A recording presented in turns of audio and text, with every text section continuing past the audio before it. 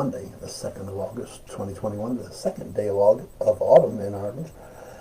Thanking God for a good weekend, a good day in church yesterday, a good spirit. We talked about the blessing of giving and how important it is that we give not because God needs our money, because if we're not giving, we're missing out on the blessing of taking part in what God is doing. Good fellowship afterwards, good time together, grateful for faithfulness even during the holiday season. So, had a great day. I was thinking about this morning, where to go this morning. Coming up on doing these a long time now. We're, goodness, 18 months into doing these little daily talks and enjoy doing them. And sometimes I get real clear direction, and sometimes I have to sit and think and pray about something to go to. And I kept thinking of one thought this morning. And that's from the book of the Ecclesiastes. Ecclesiastes is a book we don't read a whole lot, we don't reference a whole lot. Ecclesiastes is the story of King Solomon trying to make sense of a very confusing life. He finds life empty, he finds it vain, he finds it useless. He wants to make some sense of life. And he goes through, the story, if you're familiar with Ecclesiastes, he tries to find contentment in wealth and fast cars, chariots, big armies. He tries to find it in having many women and all that stuff. And he finds out, as he goes on, that it's not there. He's still empty. His life is still a mess. And he wants the kind of contentment. As they come to the end of Ecclesiastes, he says some things that I think, he says a very simple phrase. In Ecclesiastes 12 and verse 13, he makes a very simple statement. He goes back and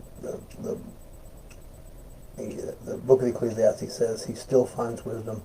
And he says this at the end. Let us hear the conclusion of the whole matter. What is it? What Solomon says, what have I learned?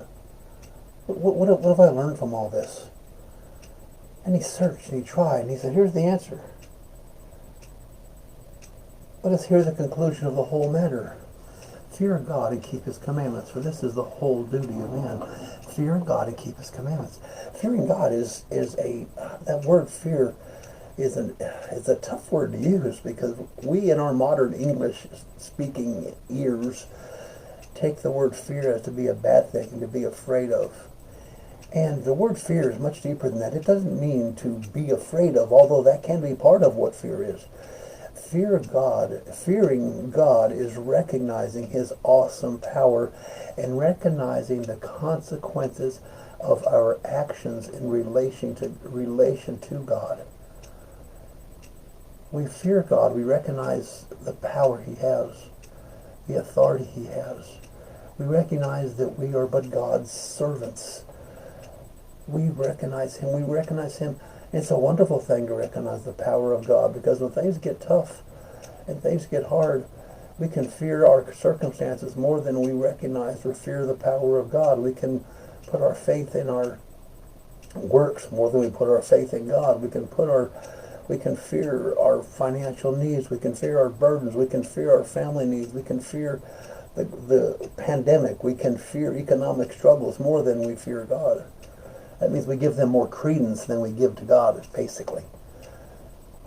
But Solomon says, here's the answer. You want the answer to life? What does it mean? What do? You fear God and you keep his commandments. You recognize who he is, and then you do what he says. You obey God. If he's got that much power, that much authority, it only makes sense to follow him rather than follow my fears, doesn't it? Yeah.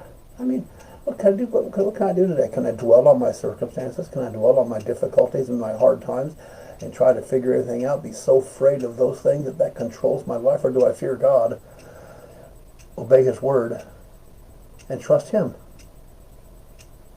That is the conclusion of the whole matter. We're not going to find peace until we recognize it. You're not going to find, it's impossible. You're not going to find real peace until you recognize who God is and rest in him.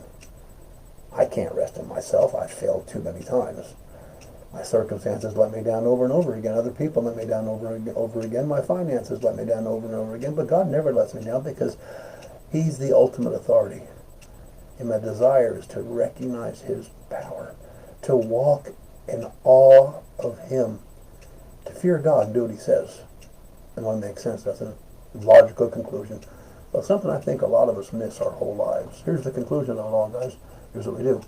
Fear God and keep his commandments, because that is the duty of man. May God give us the power. May we recognize his power. May we walk in the fear of God and do what he says. Good points. Take these with you this week. Think about them. Mull them over. When you find out what you're going to fear today, you're going to fear God. You're going to fear those circumstances that trouble you. Take care.